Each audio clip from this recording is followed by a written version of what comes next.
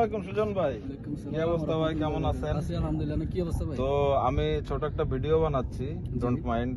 আপনি যদি ইচ্ছুক থাকেন তো আপনাকে একটা প্রশ্ন করতে চাই। জি ভাই বলেন। তো এখানে আপনি কাতারে আছেন, আমার মনে হয় আপনি 7-8 বছর হয়তো কাতারে আছেন, তাই না? আমি কি ভুল বললাম না? ঠিক আছে। না না, আমি 7 বছর হয়ে গেছে। ওকে, 7 বছর। তো মোটামুটি কাতার সম্বন্ধে আপনার একটা ধারণা কম বেশি হয়েই গেছে। আলহামদুলিল্লাহ। তো আমরা যারা কাতারে থাকি, আমাদের ফ্যামিলির থেকে এমন একটা সময় আসে যে ফ্যামিলির প্রেসারে একটা প্রবাসী ফ্যামিলির প্রেসারে অনেক সময় স্ট্রোক করে মারা যাচ্ছে। মানে এই কারণগুলো কি কি কারণে এরকম হচ্ছে? জি, আমি প্রথমত আসসালামু আলাইকুম ওয়া রাহমাতুল্লাহি ওয়া বারাকাতুহু।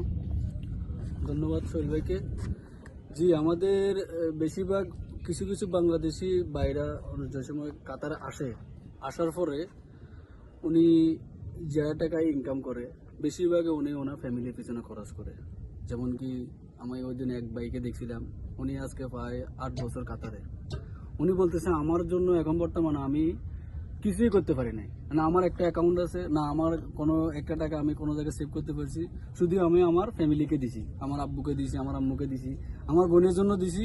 এরকম করে বলতেছে। বললাম যে কয় টাকা? বলে যে আমি যাই ইনকাম করছি, আসার পরে আমি বিশ্বাস ছিল 3-4 লাখ টাকা দিয়ে আইসি মোটামুটি। সবগুলো উঠানোর পরে যা কামাইছি সবগুলো আমি আমার ফ্যামিলির কাছে দিয়ে দিছি। তো বললাম যে কেন? বলে যে আমি দিয়ে দিছি বাপের কাছে, বাপে বলছে দেবো। কিন্তু পরবর্তীতে যখন বলে ছেলেটার নাম বলতেছি না একটা কারণে, কালকে আমার লোক ওনার লোকে যোগাযোগ হয়েছিল আর কি, মানে একটা ইস্যু নিয়ে। আচ্ছা, যাক, বাস্তব ঘটনা হচ্ছে যে উনি যখন এখন বাড়িতে যাওয়ার জন্য বলতেছে, ওনার বাপে বলতেছে আর 1 বছর পরে যাওয়ার জন্য দেশে। বলতেছে কেন? বলে যে এই সমস্যা, এখন টাকা পয়সা নাই, ওনার বোনের বিয়ে দিতে হবে, এইসব এগুলো বলতেছে। কত বছর? বলে যে আমি বরাবর 7.5 বছর হয়ে গেছে, এখন আমি বাড়ি যেতে পারিনি। এখন বলতেছে বাবা বলে আমার এটা। আমি বলছি কি বলছেন? কয় আমি এভাবে টাকা পাঠিয়েছি। এখন আমার উদ্দেশ্য হয়েছে এটা, আমাদের যারা প্রবাসী বাইরে যারা আছে ওদের জন্য এরকম অনেক ভাই ভুক্তভোগী আছে। দেশে যাওয়ার সময় বাইরে থেকে টাকা ধার নিয়ে যাওয়া লাগে অনেক সময়। আবার এখান থেকে চলে যাবার পরেও, দেশে যাওয়ার পরেও ভাইদের কাছ থেকে, বিদেশে যারা আছে ভাই ওদের কাছ থেকে টাকা নিয়ে ওখানে চাওয়া লাগে। উনি যাদের জন্য এত কষ্ট করছে ফ্যামিলির জন্য, ওই ফ্যামিলি আর 1 মাস পরে ওনারা, এরকম অনেক ভাই আছে, আমি অনেকজনের সাথে কথা বলছি, যখন ওনার বাড়ি যাওয়ার পরে 1 মাস যখন হয়ে যায় তখন ওর ফ্যামিলি ওরে আর ইয়ে দেয় না, তখন ও আবার বিদেশে আসার জন্য এরকম চেষ্টা করে।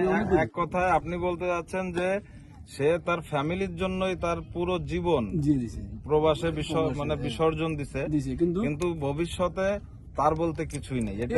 এরকম উনি যদি থাকতো তাহলে উনি আবার কেন বলতেছে আমার কিছু নেই? ওনার বাপের কাছে রাখছে, ওনার বাপে বলছে এই ইস্যু দেখা ওনার কাছ থেকে সব কিছু খরচ করেছে। ওনার 1 ভরি যে স্বর্ণ নিয়ে যাবে, উনি যে বিয়ে সাথে ওনার কাছে এই পেমেন্টটা নেই। এখন বাপেকে যখন বলছে, বাপে বলতেছে আরো 1 বছর পর আসার জন্য, তোর বিয়ে সাথে করতে আরো কিছু টাকা লাগবে।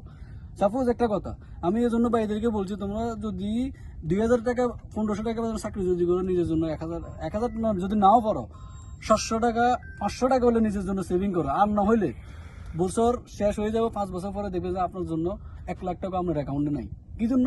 আপনি এই সমস্যা আপনার ফ্যামিলি এই একটা না একটা ইস্যু দেখা আপনার ফ্যামিলি আমাদের থেকে নিচে থাকবে। যখন আপনি কিছু হয়ে যাবে তখন আপনার ফ্যামিলি আপনাকে ওই ভাইয়ের মতো বলবে যে 1 বছর পরে আসো। যেটা আমার নিজস্ব পার্সোনাল, আমার নিজের বাইকের কাছ থেকে আমি শুনছি। ভিডিওটা ছোট করতে হবে তো সুজন ভাইয়ের কথা আমি বুঝতে পারছি। আসলে যারা আমরা এই দেশে যারা রেমিটেন্স যোদ্ধা, যারা প্রবাসে জীবন কাটাচ্ছে বা রেমিটেন্স যোদ্ধা, এরা সবসময় এদের ফ্যামিলির জন্য চিন্তা করে এবং ফ্যামিলির জন্য ফিকির করে।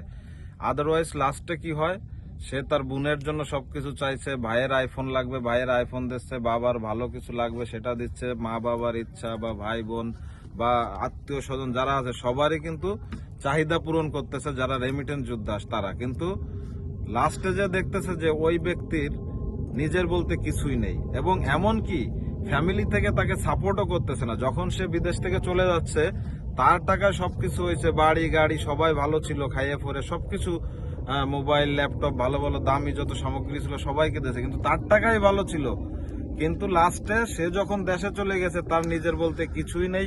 এমনকি ফ্যামিলির লোকজনে তাকে, সে যে এত কিছু করছে সেটা তাকে বলবে, প্রশংসা করবে, তাও নেই। মতলব আপনারা বুঝতে পারতেছেন যে একজন রেমিটেন্স যোদ্ধার আসলে মানসিক অবস্থাটা কি হতে পারে। বেশিরভাগে আমার প্রবাসী বাইরে এরকম ভুক্তভোগী